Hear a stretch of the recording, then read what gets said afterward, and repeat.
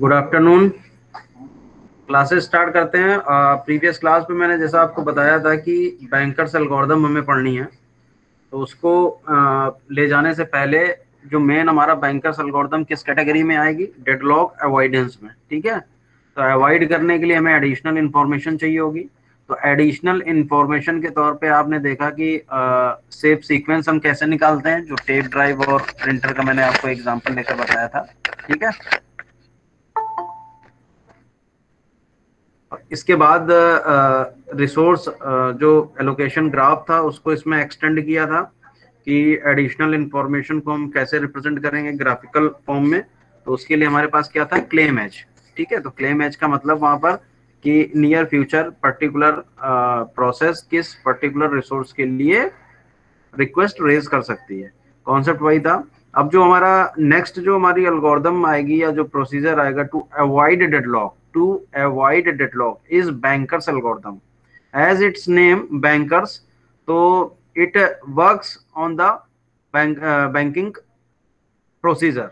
Means कि जो भी बैंक के पास हमारे पास एलोकेटेड फंड होता है, ठीक है, या आपके सपोज सिंपल सी बात है कि जितने भी अकाउंट होल्डर्स हैं उन सब ने अपना कुछ डिपॉजिट कर रखा है, तो बैंक इस तरीके से उस फंड का रोटेशन करती है कि किसी भी पॉइंट ऑफ टाइम पर अगर सारे के सारे रिक्वेस्ट करते हैं कस्टमर, ठीक है, तो उनकी जो फंड जो आपका जमा है या जो भी आपका डिपॉजिट है वो सेटिस्फाई या फुलफिल कर सके। ठीक है, वही कंडीशन उसी को बेसिस मानते हुए ओवरऑल कॉन्सेप्ट को आप इसीलिए बैंकर्स एल्गोरिथम बोला गया है।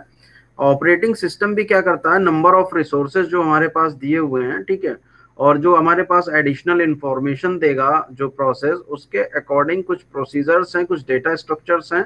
उन डेटा स्ट्रक्चर्स को फॉलो करते हुए क्या करता है कि जो रिक्वेस्ट है उनको ग्रांट या एलोकेट या ग्रांट नहीं करने का डिसीजन ये सारा लेता है। ठीक है, तो कुछ हमारे पास यहाँ पर डेटा स्ट्रक्चर्स हैं, उनको देख लेते हैं। ठीक है,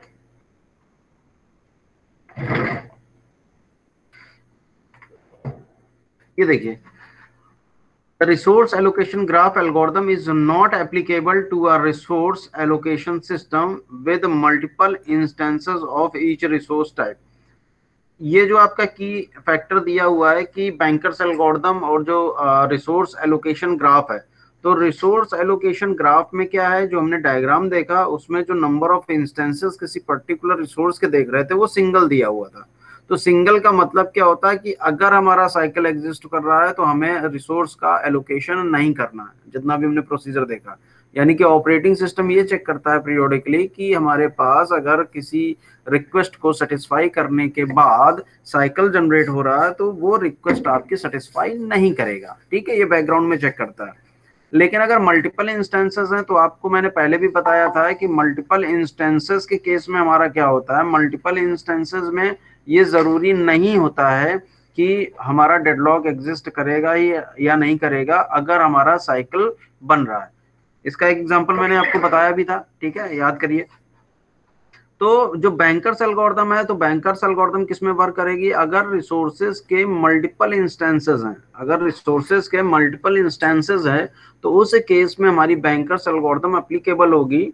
और जो प्रोसीजर्स बता रहा हूं उसके अकॉर्डिंग हम चेक करेंगे कि whether system is in safe state और not after allocating a particular resource. यानी कि एक रिसोर्स की रिक्वेस्ट अगर आ रही है तो ऑपरेटिंग सिस्टम अगर उस रिसोर्स की रिक्वेस्ट को फुलफिल करता है तो क्या हमारा सिस्टम सेफ स्टेट में होगा या नहीं। तो सेफ स्टेट में होगा, कैसे होगा, अगर सेफ सीक्वेंस एग्जिस्ट कर रहा होगा, और सेफ सीक्वेंस अगर एग्जिस्ट कर रहा होगा तो ही हम रिसोर्सेस का एलोकेशन करेंगे। ठीक है, अब banker's algorithm is less effective than the resource allocation scheme but can be applicable to multiple instances of resource type। ठीक है, name was chosen because bank ensured that it never allocate its available cash in such a way that it could no longer satisfy the need of all its customer। ठीक है, तो bank में क्या है कि कई सारे सेक्टर्स में जो आपका कैश होता है उसको इन्वेस्ट करती है, वही उनका बेनिफिट होता है। ठीक है, तो यहां से आप शुरू करिए, बाकी सारी चीजें तो लिखी हुई हैं ऐसी। पहला लिखा हुआ है कि जो हमारे पास डेटा स्ट्रक्चर्स होंगे, यहां से शुरू करते हैं। Let n be the number of processes in the system and m be the number of resource type, we need the following data structure.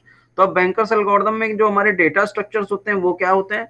Data structures के फॉर्म में हमारे पास पहला जैसे कि अवेलेबल, ठीक है, इसके बाद एलोकेशन, मैक्सिमम, और इन तीनों के बिहाफ पर हम कैलकुलेट करते हैं नीड। ठीक है, available, maximum, allocation and need. तो ये सारे के सारे आपके मल्टी डायमेंशन आपके एरे होंगे, ठीक है, और उन एरे को हमें कैलकुलेट करना होगा या रिप्रेजेंट करना होगा किसी भी पर्टिकुलर सिस्टम का किसी भी पॉइंट ऑफ टाइम पर। हमारा स्नैपशॉट अगर दिया हुआ है तो हम उसी जो डेटा दिया हुआ है उस डेटा के करस्पॉन्डिंग हम इन डेटा स्ट्रक्चर्स की वैल्यूज को फाइंड आउट करते हैं।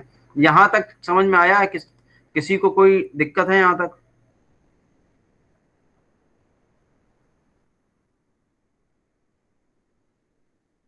चलिए आगे बढ़ते हैं। तो अवेलेबल में देखिए, a vector of length m indicates the number of available resources of each type। ठीक है, if available j equals k, there are k instances of resource type rj available। मतलब अगर इस तरीके से हमारा दिया हुआ अवेलेबल बताई जा रही है तो अवेलेबल, जैसे मैंने बोला था कि मल्टी डायमेंशन एरे की बात कर रहे थे, तो मल्टी डायमेंशन होगा। क्यों?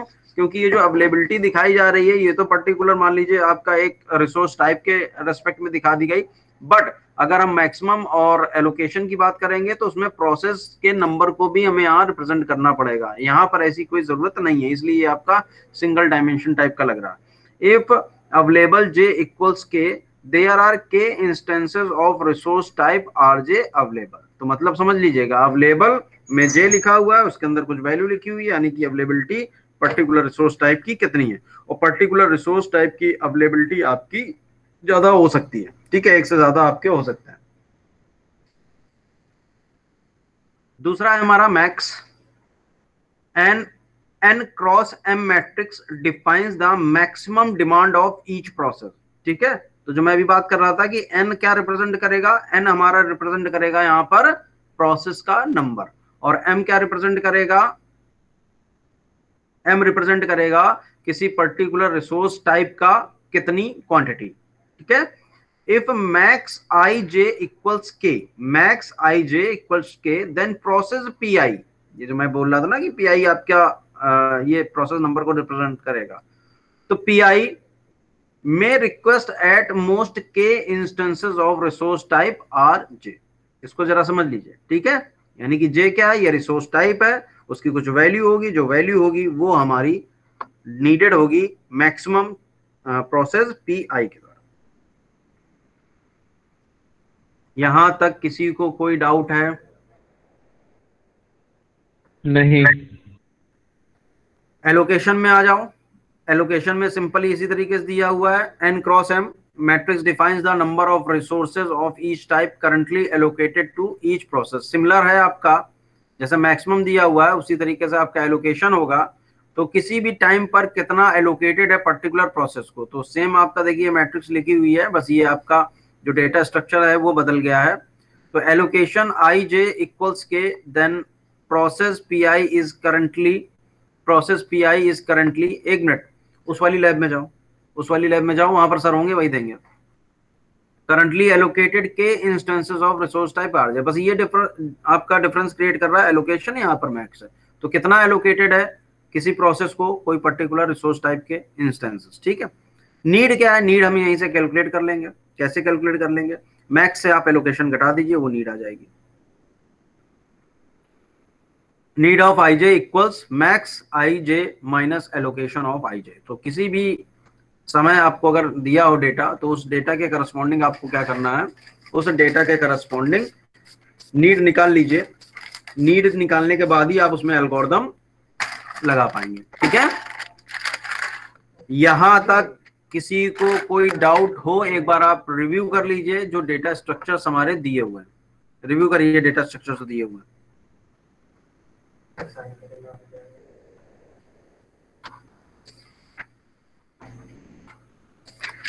ये लीजिए।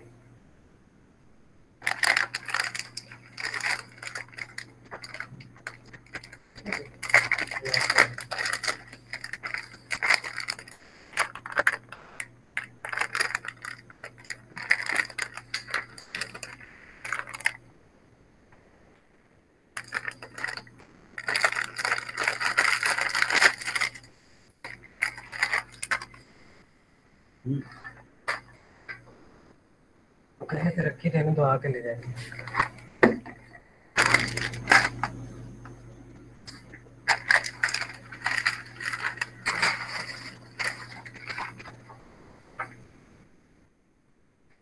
सर इसके पीछे वाली स्लाइड एक बार ओपन कर दीजिए। कौन सा? पीछे वाली स्लाइड से।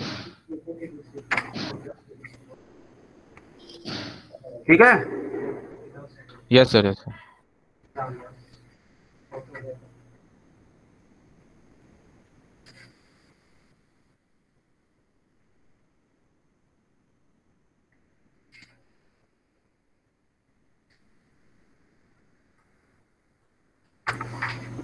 डेटा स्ट्रक्चर पे प्रांजल फोकस करना, ठीक है। Available, max, allocation and need. Yes sir. बाकी ये सारी चीजें तो जो बताया हुआ है कि रियल लाइफ का एग्जांपल है उससे कैसे रिलेट कर रहे हैं। पहला पॉइंट हमारा टेक्निकल है, जो आपका मतलब सिंगल इंस्टेंसेस और मल्टीपल इंस्टेंसेस के डिफरेंस को यहाँ पर बता रहा है, जिसकी वजह से इम्प्लीमेंटेशन जो हमारा है बैंकर्स एल्गोरिथम का वो कहाँ पर होगा, और रिसोर्स जो एलोकेशन ग्राफ है उसका कहाँ होगा। ठीक है, आगे बढ़े। Yes sir. अब ये देखिए, इसमें सबसे पहले क्या होता है, इसमें दो पार्ट होते हैं। एक रिसोर्स रिक्वेस्ट एल्गोरिथम होती है, वो बाद में आएगी आपकी। सबसे पहले होती है सेफ्टी एल्गोरिथम।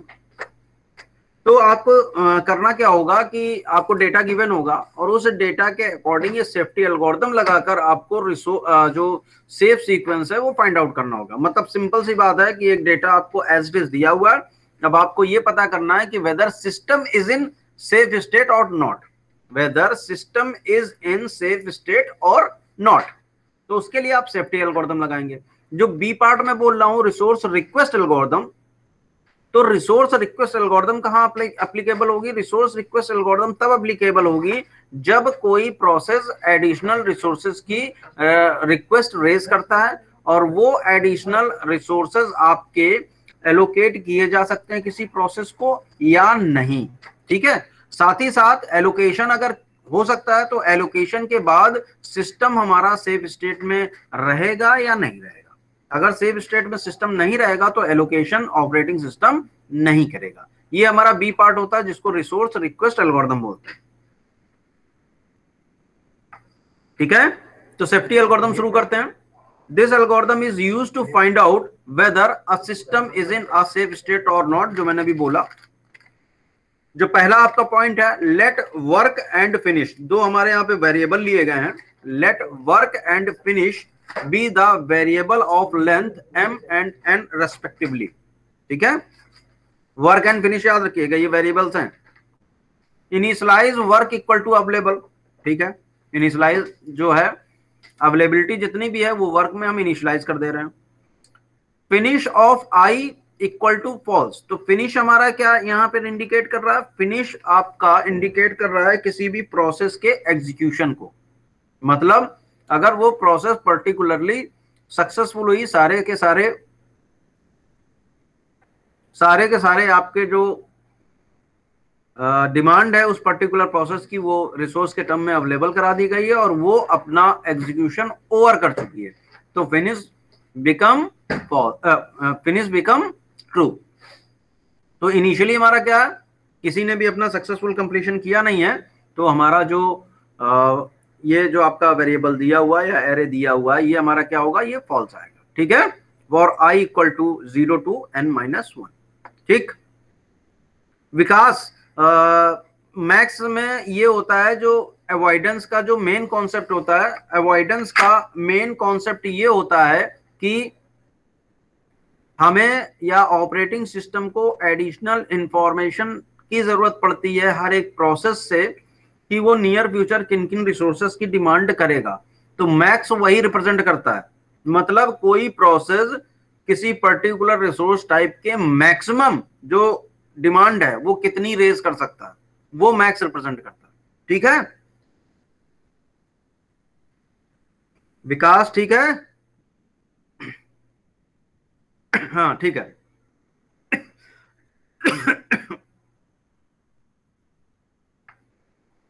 अब एल्गोरिथम जो सेकंड पार्ट है उसको देखते हैं। Find an I such that both I, I क्या रिप्रेजेंट कर रहा है, आई प्रोसेस नंबर को रिप्रेजेंट कर रहा है। ठीक है इसी का सब पार्ट दिया हुआ है। For that both finish of i equal to false and need of i is less than equal to work. ये समझ पा रहे हैं? 2 मिनट समझिए फिर मैं एक्सप्लेन करूं।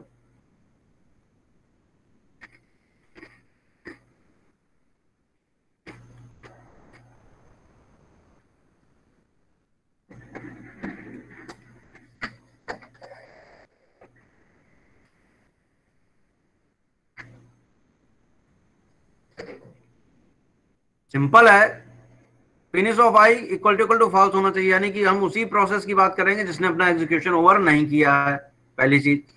दूसरी जो इंपॉर्टेंट है कि जो नीड दी हुई है, नीड किसी जिस पर्टिकुलर प्रोसेस की बात कर रहे हैं 0 से लेके n-1 तक के, उसकी जो नीड है वो हमारा less than equal to work. Work में क्या है, अवेलेबिलिटी है। वर्क में हमारा क्या है, अवेलेबिलिटी। यानी कि नीड जो है अवेलेबिलिटी से ऑब्वियस सी बात है कम ही होगी, तभी तो एलोकेशन पॉसिबल है। ठीक है जिसको मैक्स नीड अवेलेबल से कम है,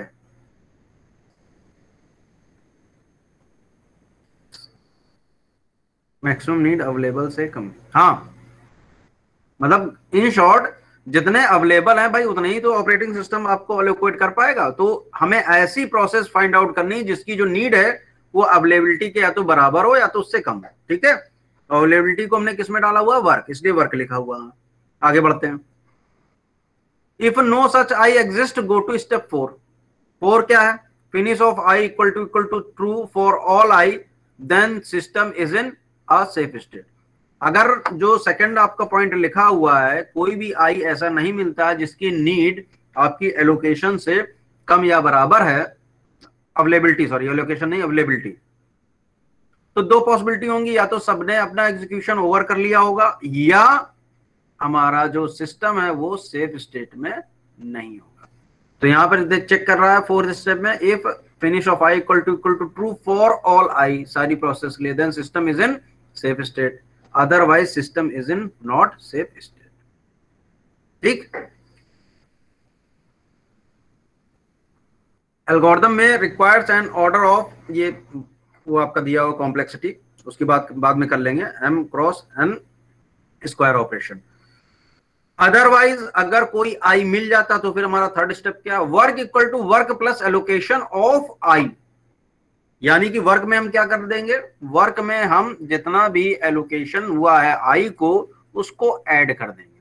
क्यों ऐड करेंगे, कब ऐड करेंगे, तब ऐड करेंगे जब हमारी नीड वर्क के बराबर या कम होगी और वर्क में हमारी अवेलेबिलिटी की वैल्यू पड़ी हुई है, तो हम रिसोर्सेस को एलोकेट कर सकते हैं प्रोसेस को। जब रिसोर्सेस को एलोकेट कर सकते हैं प्रोसेस को, तो जो वर्क की वैल्यू होगी उसमें हम एलोकेशन ऑफ आई क्यों करेंगे, एलोकेशन ऑफ आई इसलिए करेंगे क्योंकि हम रिसोर्सेस का एलोकेशन उस प्रोसेस को कर चुके होंगे और सक्सेसफुल एग्जीक्यूशन के बाद उसके पास जितने भी ऑलरेडी एलोकेटेड रिसोर्सेस थे वो सारे रिलीज हो जाएंगे।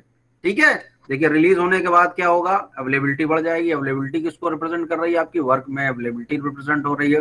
Finish of i equal to true, i equal to true go to step 4। तो ये रिकर्सिव आपका प्रोसीजर चलता रहेगा जब तक आई मिलता रहेगा। अब बताइए इसको एक बार देख लीजिए, अगर कोई डाउट है तो पूछ सकते हैं।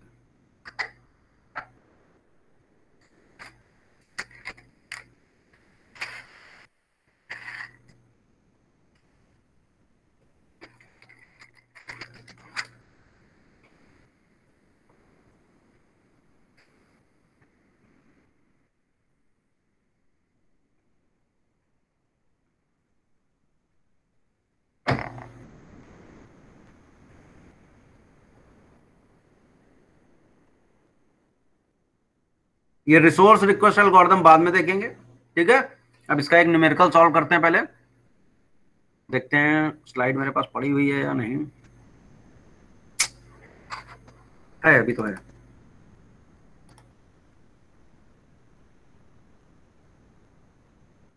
इसको सॉल्व करो।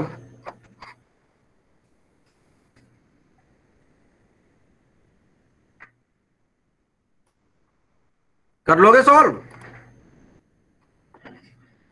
देखते हैं sir. Example of bankers algorithm दिया हुआ है, कंसीडर, थोड़ा सा एक्सप्लेन कर देता हूं। Consider there are 5 process P0 to P4 and 3 resource type A, B and C. A has 10 instances, B has 5 instances and C has 7 instances. इस तरीके से कभी कभी दिया होता है, या ABC लिखकर A के अंडर आपका 10 लिखा होगा, B के अंडर आपका 5 लिखा होगा और C के अंडर 7 लिखा होगा। ये एक ब्रैकेट में होता है, ठीक है। Suppose that at time T0 the following snapshot of the system has been taken, ये लिखा हुआ है। अब बताइए, इसको 2 मिनट गौर से देखिए, फिर मैं एक्सप्लेन करता हूं।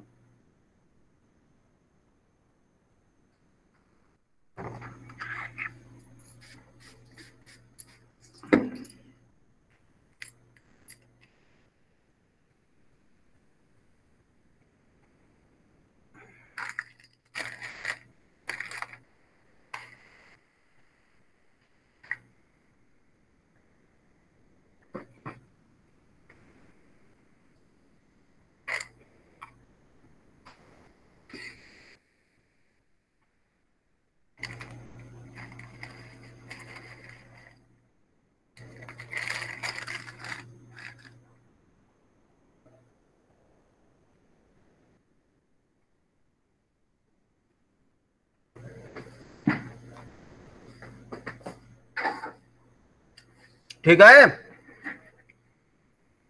तो आपको कैलकुलेट क्या करना है? नीड, ठीक है। नीड कैसे निकलेगी? ये आपका रहा मैक्स और ये रहा एलोकेशन। तो हर एक प्रोसेस के करस्पॉन्डिंग आपकी यहां पर एक लिखेंगे नीड ABC और कैलकुलेट करेंगे। कैसे कैलकुलेट करेंगे?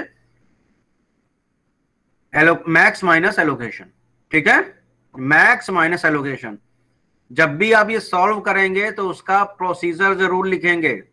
We are calculating need of I या need of P0 equal to max ABC minus allocation ABC, ठीक है।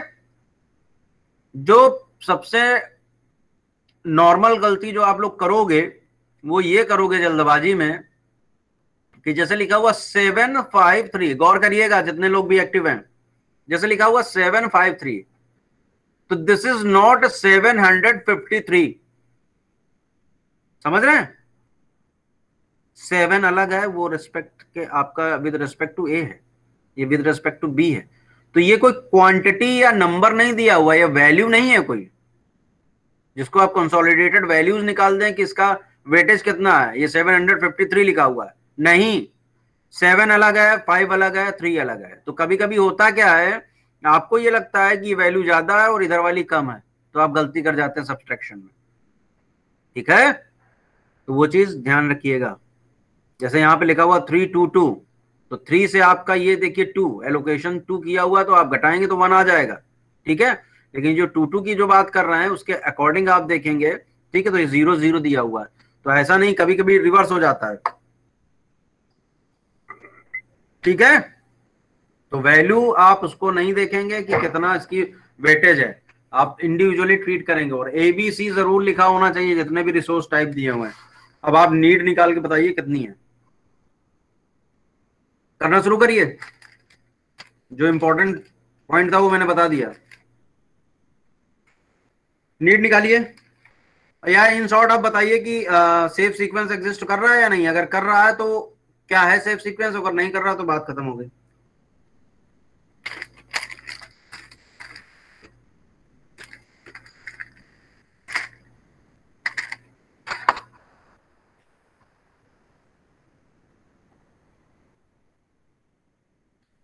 ऋतु,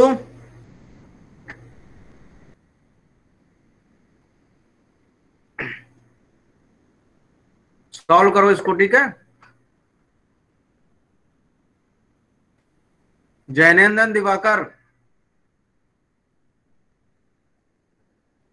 जैनेन्द्र एंड दिवाकर,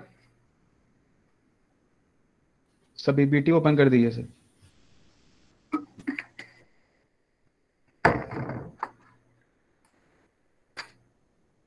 ठीक है,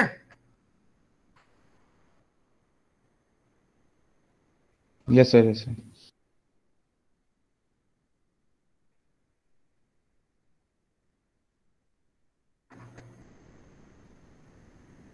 एक मिनट रुकना, देख लूं जरा कौन कौन है प्रेजेंट।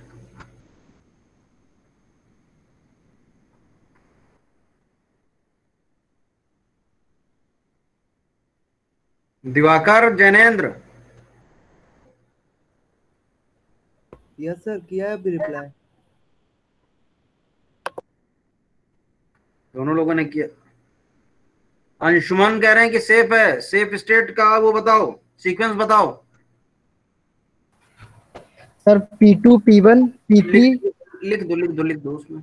Okay sir. और प्रोसीजर के तहत आप अभी बता दे रहे हैं, ठीक है, आप कैलकुलेट करके, वो अलग चीज है। लेकिन जब भी कॉपी में आप प्रेजेंट करेंगे तो जो एल्गोरिदम आपको बताई गई है, जो स्टेप्स हैं, उनको स्टेप्स को इम्प्लीमेंट करते हुए आप आगे बढ़ेंगे। ये तो सिंपल दिया हुआ है, घुमा के अगर इधर उधर क्वेश्चन दे दी वैल्यूज इधर उधर, तो P2 P3 P2 P1 P3 P0 and P4। ठीक है, ये इनका सेफ सीक्वेंस आया है अंशुमान का। बाकी लोग आराम से करिए, गलती मत करिएगा।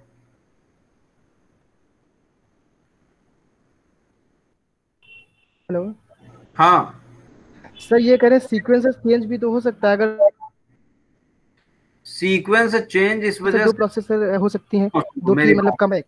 एक चीज ये होती है कि अगर हम कोई रिकर्सिव प्रोसीजर कर रहे हैं, फॉर एग्जांपल आप लोगों ने प्रोग्राम भी बनाया है, तो अगर 0 से लेकर n-1 तक चल रहे हैं, तो पहले एक स्कैन हमारा 0 से लेकर n-1 तक होता है, ठीक है। फिर अगर रिकर्सन लगा हुआ है तो फिर से अगेन 0 से लेकर n-1 तक होगा। आपने कुछ भी चेक पॉइंट लगा रखा होगा, उसके बाद वो रुक जाएगा। तो होता है क्या तरीका कि पहले आप P0 को देखें, P1 को देखें, P2 को देखें, P3 को देखें, P4 को देखें, ठीक है। उसके अकॉर्डिंग जिसको जैसे आपका एलोकेशन हो रहा है, आपने डेटा स्ट्रक्चर्स की वैल्यूज चेंज कर ली, ठीक होता गया। सबकी एक बार में फुलफिल हो नहीं पाएगी रिक्वेस्ट, फिर आप क्या करेंगे, शुरुआत से जाएंगे। P0 का अगर हो चुका है तो उसको आप एक्सक्लूड कर देंगे, P1 को चेक करेंगे, फिर P2 को चेक करेंगे, P3 हो गया तो P3 को स्किप करते हुए P4 को चेक करेंगे, ठीक है। फिर आप तब तक करते रहेंगे जब तक कि कोई पॉसिबिलिटी, हमारी डेटा स्ट्रक्चर्स अगर अपडेट होते रहते हैं तो तब तक आप उतने नंबर ऑफ टाइम्स आपका लूप एग्जीक्यूट करता रहेगा। तो एक सीक्वेंस से चलना है, ठीक है। अगर सीक्वेंस से आप चलोगे तो सबका जो आंसर है वो सेम ही आएगा, ठीक है। Yes sir.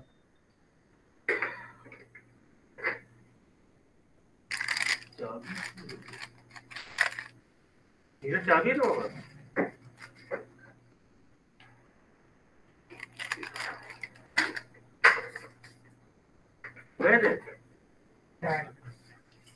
इसको सॉल्व करिए, तब तक मैं एक क्वेश्चन और बना रहा हूं, अंशुमन उसको ट्राई करना।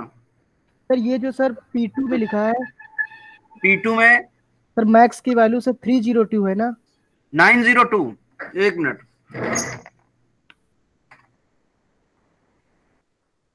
902 है। सर हमने 302 लेके कर दिया था। अरे चलो, अब बड़ा कर दिया देखो अब, ठीक है। ओके सर, ठीक है।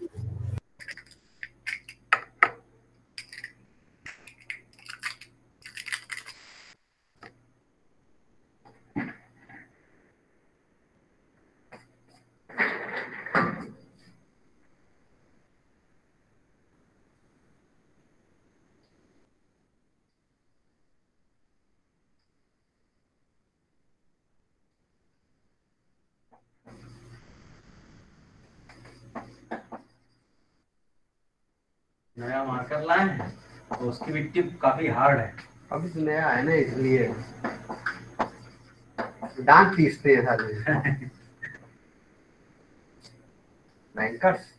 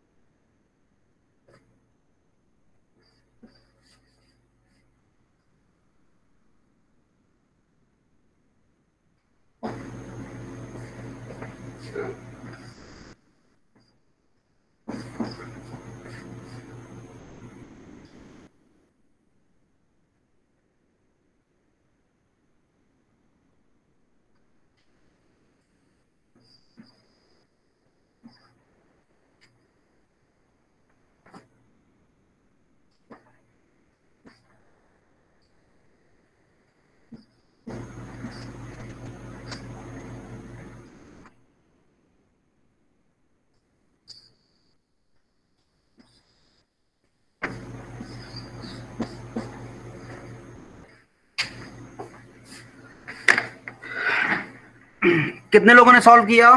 हुआ कि अभी कर रहे हैं?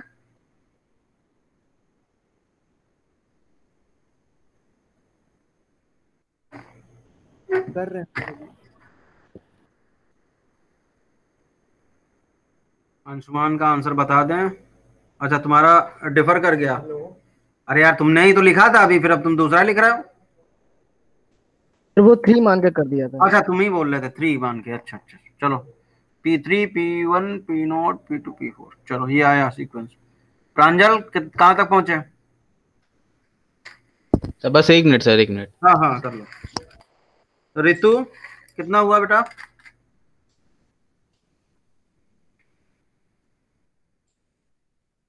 दिवाकर, दिवाकर क्या निकला सीक्वेंस?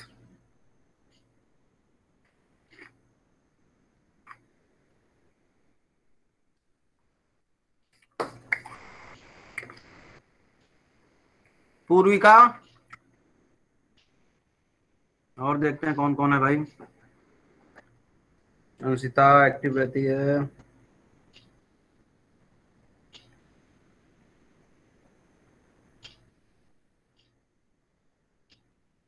ज्यादा लोग ही नहीं आ रहे। उदय, यस यस सर। कितना किया है? सर अभी नहीं समझ में आ गया मुझे, इसलिए नहीं कर पा रहा हूँ। यही तो दिल तोड़ देते हो तुम लोग मेरा, कि जब हम करने को दे देते तो कहते हो समझ में नहीं आ रहा। 10 बार मैं पूछ रहा था कोई दिक्कत, तो कह रहे थे नहीं। चलो एक्सप्लेन कर रहा हूँ, ये देखो एक्सप्लेन कर रहा हूँ। इसके बाद जो है जिन लोगों को समझ में आ गया है तो अच्छी बात ओके है, सर। ठीक है। बाकी मैं एक्सप्लेन कर रहा हूँ। तो ये आपके सामने स्नैपशॉट दिया हुआ है, ठीक है। गलती कहाँ होगी वो मैंने बता दी है। इसको आप एक कोई क्वांटिटी मत समझिएगा, वैल्यू मत निकालने लगिएगा कि ये 753 लिखा हुआ है। ये 7 अलग है, 5 अलग है, 3 अलग है, ठीक है। अब इसकी हमें क्या करना है, देखिए नीड मैट्रिक्स निकालनी है। तो नीड देखिए कैसे निकली हुई है, ABC। यहां पर जो बैकग्राउंड में चलेगा वो क्या लिखा होगा, यहां पर मैक्स P0 के करस्पॉन्डिंग क्या लिखा होगा, मैक्स माइनस एलोकेशन, ABC लिखा होगा, ठीक है। तो नीड देखिए कैसे निकली हुई है। मैक्स कितना दिया हुआ, 753। ये कितना दिया हुआ है एलोकेशन, 010। तो इन फ्यूचर वो कितना मैक्सिमम नीड कर सकता है किसी भी टाइम पर, वो आपका 7 में से 0 आपने घटाया, दैट इज 7। 5 में से 1 घटा दिया 4, 3 में से 0 घटा दिया 3, ठीक है। तो कितना आ गया, 743। देखिए 743, ये नीड आ गई। P1 पे आ जाइए। एलोकेशन कितना, 200। मैक्स कितना, 322। तो 322, तो ए के करस्पॉन्डिंग 3 में आप 2 माइनस करेंगे, कितना आ जाएगा 1। 2 में से 0 करेंगे 2, 2 में से 0 करेंगे 2, तो 122, ठीक है। देखिए 122, ठीक है। उदय, यस सर। आप समझ में आया? ठीक है सर। तो इसी तरह P2 Yes, P3 sir. And P4 का निकाल लेंगे। अब जो system is currently in a safe state, the sequence is P1 P3 P4 P2 and P0, ठीक है। Satisfy the safety criteria. तो ये चेंज भी हो सकता है, कोई जैसे मैंने बताया कि हम लोग जो प्रोसीजर फॉलो करेंगे वो आपका 0 से लेके 4 तक जाएंगे, फिर 0 से लेके 4 तक जाएंगे, और तब तक करते रहेंगे जब तक हमारा डेटा स्ट्रक्चर्स की वैल्यू अपडेट होती रहेगी तब तक, या सबका जो फिनिश है वो हमारा ट्रू सेट हो जाए। ठीक है, अब वापस प्रोसीजर पे आते हैं। यहां तक किसी को दिक्कत नहीं है ना?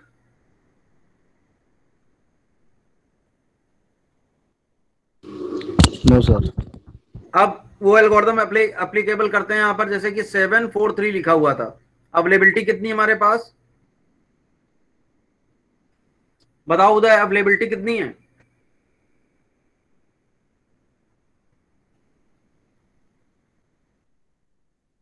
रेस्पॉन्ड करो उदय। 332 सर। 332 है, और इसकी नीड कितनी है? 743। तो 3 से आपका पहले ही 7 आपका बड़ा है। ठीक है, तो ये पी नॉट की रिक्वेस्ट फुलफिल नहीं होगी। तो इसको कैसे आप लिखेंगे? आप लिखेंगे नो चेकिंग द रिक्वायरमेंट या नीड ऑफ P0। तो P0 में आप क्या लिखेंगे? नीड ऑफ आई या need of P0 is not less than और इक्वल टू वर्क। ठीक है, वर्क में हमारा कितना दिया हुआ? वर्क में अवेलेबिलिटी दी हुई है जो कि हमारा 332 है। ठीक है, तो ये आपका स्किप हो गया। फिर P1 पर आएंगे, नाउ चेकिंग द रिक्वायरमेंट या नीड ऑफ P1। तो P1 की दी हुई है 122, इधर कितना दिया हुआ था? 322 था ना? हाँ 332। तो देखिए 3, ये आपका देखिए 1 कम है, 3 2 कम है, 332। ठीक है, तो P1 की रिक्वायरमेंट हमारी यहां पर फुलफिल हो जाएगी। ठीक है, तो P1 की अगर रिक्वायरमेंट फुलफिल हो जाएगी तो जो एलोकेशन की या अवेलेबिलिटी की वैल्यू है वो कैसे बढ़ जाएगी? Work equal to work plus allocation of I. तो एलोकेशन ऑफ आई क्या है? Allocation of P1। तो P1 को कितना एलोकेट हुआ है? P1 को एलोकेट था 200, और जो वर्क में अवेलेबल की वैल्यू डाली थी वो कितनी थी? 332। दोनों को ऐड कर देंगे तो कितना आ जाएगा? 532। 3 + 2 5, 3 + 0 3, 2 + 0 2, तो 532। तो वर्क की वैल्यू कितनी हो जाएगी अब? 532 अपडेट हो गई। ठीक है उदय? ठीक है सर, ठीक है। समझ गए ना? तो इसी तरीके से आपको आगे बढ़ना है। बाकी लोगों को किसी को कोई प्रॉब्लम है? पूरा मैं एक्सप्लेन कर दे रहा हूं। ठीक है, आप P2 पर आइए। तो हमारे पास कितना है? 532, यही है ना? 532। जो आपकी अवेलेबिलिटी है या वर्क की वैल्यू है वो कितनी है? 532। यहां पर जो नीड है वो लिखा हुआ 600। तो ये देखिए आपका गलत हो जाएगा, पहले ही उस पर रिक्वायरमेंट पूरी नहीं होगी। तो P2 को भी आप रिक्वायरमेंट पूरी नहीं कर पाएंगे। P3 पर आ जाइए, 011। हमारे पास कितना है? 532। तो ये रिक्वायरमेंट पूरी हो जाएगी। जब पूरी हो जाएगी तो वर्क की वैल्यू हम कितने से बढ़ा देंगे? ये एलोकेशन है 211। तो 5 में आप 2 ऐड करेंगे 7 आ जाएगा, 3 में 1 ऐड करेंगे 4 आ जाएगा, 2 में 1 ऐड करेंगे 3 आ जाएगा। तो यानी कि कितना आ गया? 743। यही आएगा। जब फिनिश P3 का ट्रू हो चुका होगा तो हमारे पास वैल्यू जो वर्क की होगी वो 743 रही होगी। ठीक है, यस सर। अब P4 पर आ जाइए। P4 पर आएंगे तो हमारे पास 431 दिया हुआ, तो इसकी भी रिक्वायरमेंट पूरी हो जाएगी आई थिंक। हाँ, इसकी भी रिक्वायरमेंट पूरी हो जाएगी। तो इसको भी हम सक्सेसफुली मतलब एलोकेट कर सकते हैं। और इसके बाद जो वर्क की वैल्यू होगी वो कितनी हो जाएगी? 743 में आप 002 को ऐड करेंगे तो 745 आ जाएगा। ठीक है, यस सर। 745 आ जाएगा। अब हमारे पास जो बची हुई प्रोसेसेस थी वो कौन कौन सी थी? P0 का नहीं हुआ था और P2 का नहीं हुआ था, यही हुआ था ना? बाकी इन 3 प्रोसेसेस का हो गया। सबसे पहले P1 आई, फिर P3 आई एंड फिर P4 आई। अब वापस से हम P0 को चेक करेंगे क्योंकि हमारे पास वर्क की वैल्यू आपकी बढ़ गई है। तो हमारे पास वर्क की वैल्यू कितनी है थी? 7, मैं भूल गया हूं, 745 745। तो इसकी रिक्वायरमेंट पूरी हो जाएगी P0 की। Yes sir. एलोकेशन आपका बढ़ जाएगा तो 7765 हो जाएगा फिर, ठीक है। वर्क की वैल्यू कितनी हो जाएगी? 765, ठीक है। अब लास्ट हमारे पास क्या बचा हुआ है? P4। तो P4 में आपका सॉरी P2, P4 नहीं P2। तो P2 में 600 थी, इसकी भी आपकी रिक्वायरमेंट पूरी हो जाएगी। तो सेफ सीक्वेंस हमारा क्या हो जाएगा? P1, P3, P4, P0 and P2।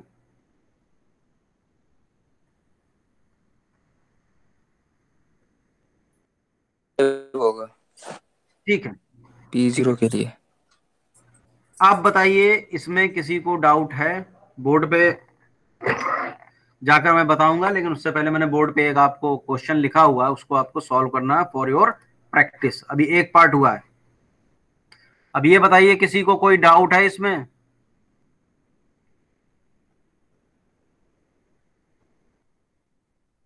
नहीं है,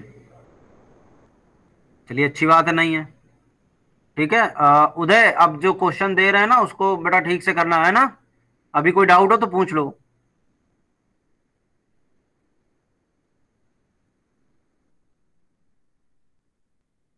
ठीक है, कैमरा में कर रहा हूं उधर, इसको जरा नोट करिए और देखिए सेफ सीक्वेंस एग्जिस्ट कर रहा है या नहीं, ठीक है।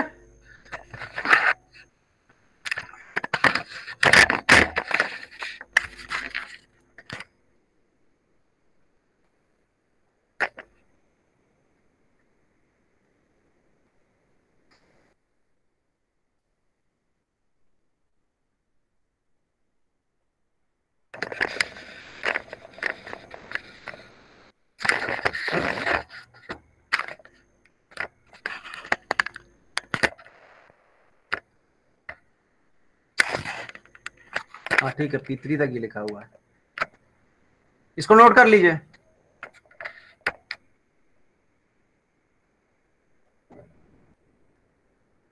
पहला वाला एलोकेशन लिखा हुआ है, दूसरा वाला आपका मैक्स है। लाइट पड़ रही है, दिख नहीं रहा, ठीक है। तीसरा वाला हमारा अवेलेबल है। पहला वाला एलोकेशन, दूसरा वाला मैक्स, तीसरा वाला अवेलेबल, ठीक है। ये हमारे पास 4 प्रोसेस दी हुई हैं, चारों का डेटा दिया हुआ है। अब आपको ये फाइंड आउट करना है कि सिस्टम हमारा सेफ स्टेट में है या नहीं। कॉपी करिए इसको।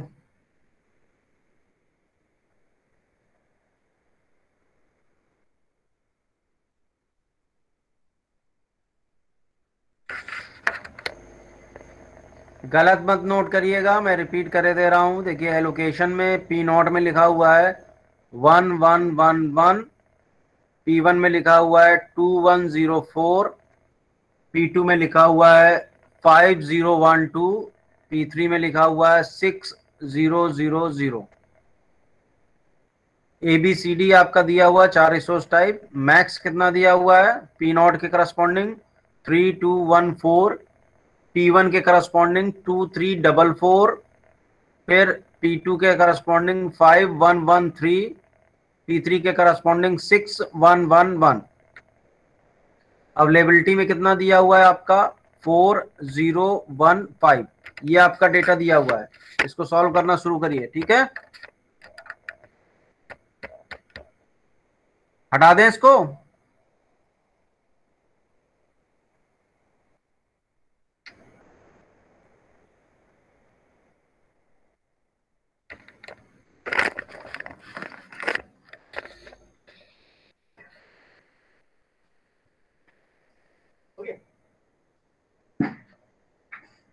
यार हर एक चीज तो टेढ़ी मेढ़ी हो जाती है, चाहे जितना इंतजाम करके लाओ कुछ ना कुछ होता ही है।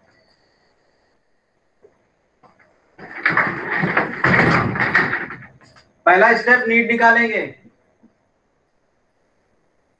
तो नीड ऑफ आई, तो यहां पर आ जाएगा आपका need of P0 equal to max of I minus allocation of I, ठीक है। यानी कि P0 A B C D, A B C D. A में कितना है हमारा? ये मैक्स दिया हुआ 3 2 1 4 1 1 1 1। तो need of P0 equal to आ जाएगी आपकी 2 1 0 3। ठीक है, दिस इज व्हाट ABCD। इस तरीके से सॉल्व करना है, दिख रहा है ना?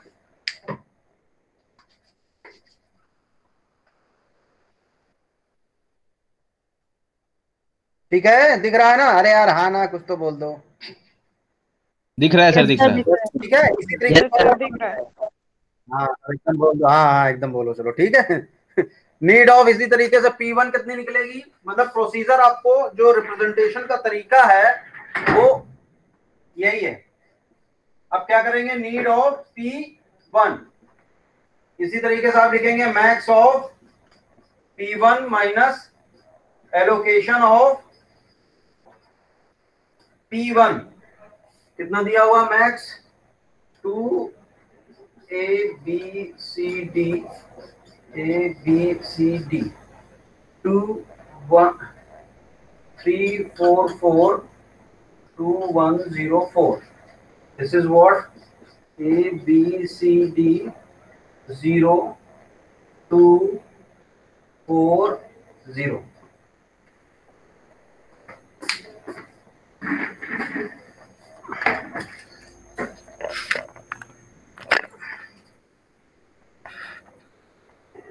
ठीक है, इसी तरीके से आप आगे बढ़ते चले जाएंगे। जब आप एल्गोरिथम रन करेंगे नीड निकालने के बाद, तो वर्क में उसी तरीके से वैल्यू रख लीजिएगा। ये चीज जो मैं बोल रहा हूं ना, ये भूलिएगा नहीं। जो ABCD लिखा हुआ है ये रिसोर्स टाइप है। जनरली आप जल्दबाजी में क्या करेंगे, सिर्फ 3 2 1 4 माइनस 1 1 1 करके इस तरीके से आप खत्म कर देंगे, तो ये मत करिएगा।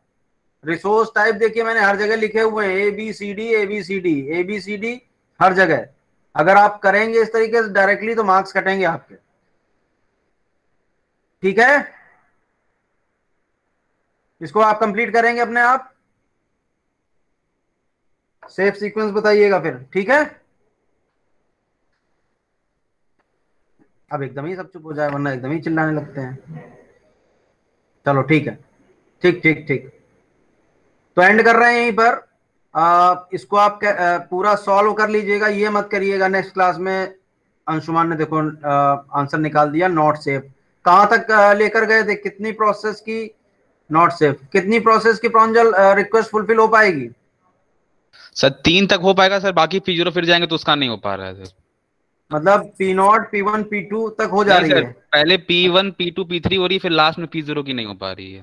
अच्छा P0 नहीं, P0 नहीं, अच्छा P1 से P3 तक हो पा रहा है, बता रहे हैं P0 नहीं। तो देखिए आप लोगों ने शॉर्टकट लगाकर P0 हो जा रहा है, P1 नहीं हो रहा है। लो देखो यहाँ पर कॉन्ट्राडिक्टरी आ गया, P0 हो जा रहा है, P1 नहीं हो रहा। नीड देख लेते हैं यहीं पर, P0 की तो बात अभी हम कर लेते हैं। नीड हमारा दिया हुआ 2 1 0 3। ठीक है, तो देखियो प्रांजल वही वाली गलती हो गई तुमसे यहाँ पर जो मैं बोल रहा था। तुमने इसकी वैल्यू निकाल दी ना। P1 sir. हाँ ये देखिए 1 ने डिफरेंस क्रिएट कर दिया यहाँ पर। यहाँ पर अवेलेबिलिटी 0 ही है और ये 1 है। यस सर, उसी में कंफ्यूजन हो गया सर। यस हाँ हाँ, तो इंडिविजुअली ट्रीट करिए, वैल्यू आप निकालेंगे उसकी तो फिर गड़बड़ हो जाएगा। ठीक ठीक। तो ये नेक्स्ट क्लास में डिस्कस करेंगे कंप्लीटली। बाकी सब लोग जो प्रोसीजर बताया है आगे बढ़ाते हुए उसी तरीके से करना। अभी आप लोग जल्दी में आंसर बता रहे हो, शॉर्टकट लगा रहे हो, वो ठीक है, आंसर करने के लिए ठीक है, बट जब प्रेजेंट करेंगे कॉपी में तो जैसे मैंने बताया वैसे ही आपको करना है। ठीक है, चलिए फिर एंड करते हैं यहाँ पर।